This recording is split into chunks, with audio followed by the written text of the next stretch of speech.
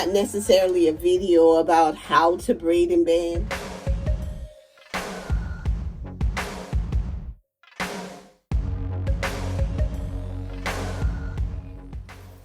Good evening, good evening.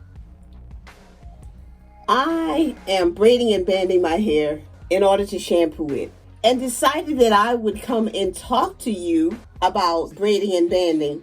This is not necessarily a video about how to braid and band, but the video is in reference to how important it is to braid and band. Now, if that's something that you're interested in, keep watching. I now want to say thank you. You know I have to stop and tell my subscribers thank you for your support. Thank you for the comments. Thank you for sharing.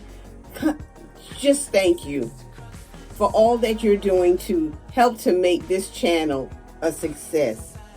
Now, I was just checking to see if this one was really too tight and my fingers couldn't get through, but it's not. But I just want to say thank you.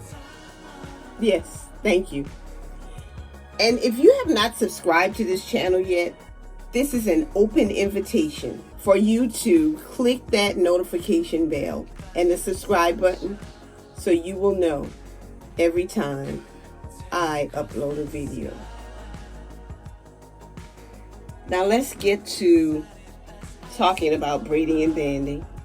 One of the things that I realized, especially while perusing and looking through the Facebook groups, is that when there are complaints by people that are wearing Sisterlocks or Microlocs, to me their greatest complaint is about braiding and banding, especially those people that have short hair, because then they have to put in more braids than others, because in order to make sure that the braids are efficient enough to do what it's supposed to do.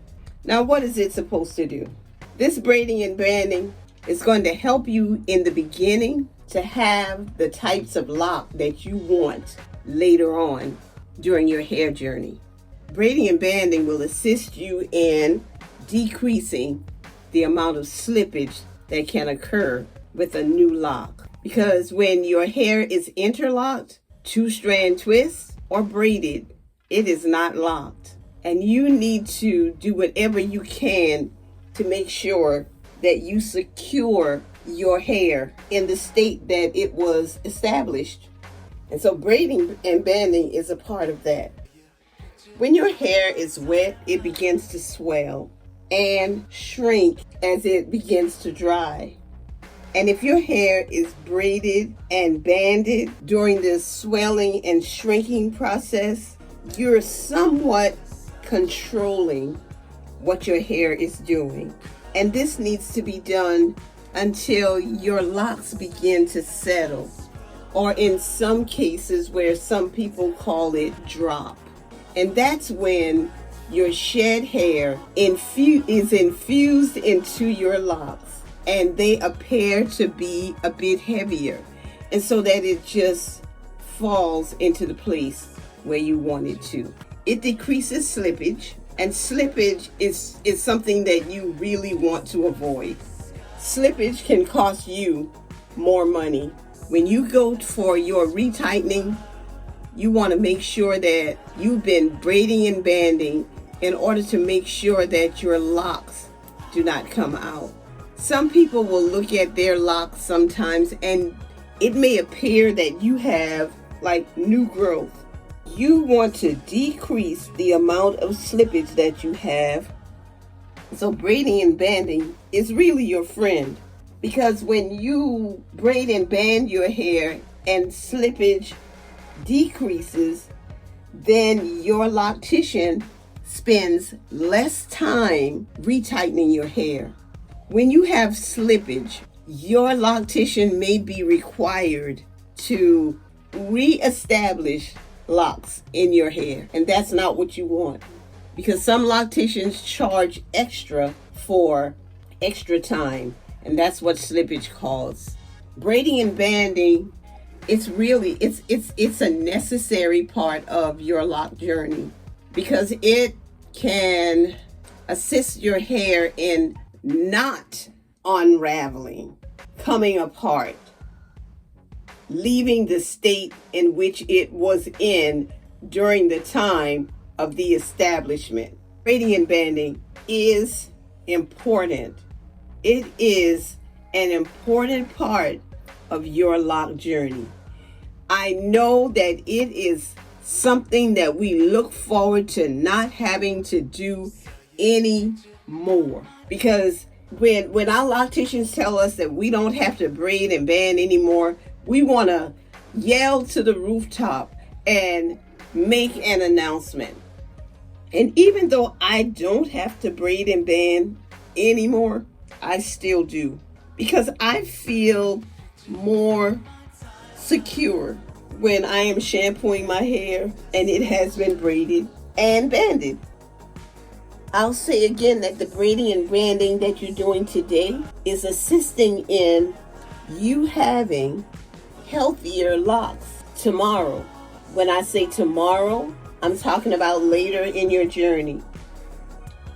And so you want to braid and band, and you want to secure your ends so that your ends don't unravel, so that you don't have slippage.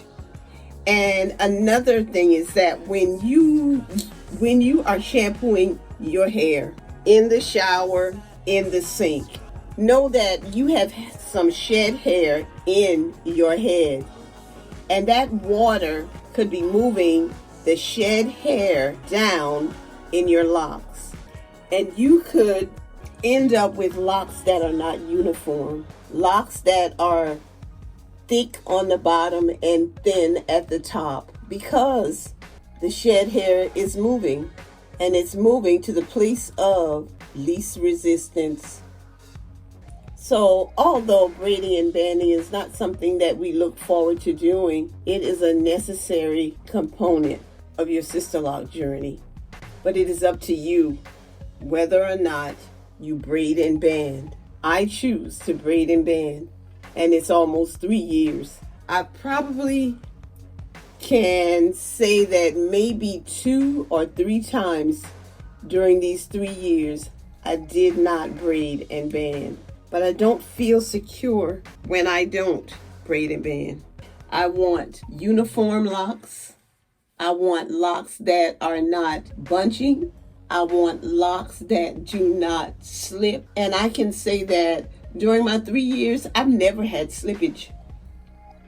But the reason I braid and band now is because I feel more secure when I braid and band my hair. I feel like I'm still protecting my locks from something. I don't like the weight of the water in my hair. And I am going to advise you that when you are rinsing your hair, that you turn the water pressure down, especially if you are newly locked. That's what I wanted to share with you today, because this is a sister who loves her locks. I love my friends, my family, my subscribers, and my followers. I especially love God. I do. Because my brother was by here today and he was talking about memory loss. And I'm so glad that God has given me a keen mind.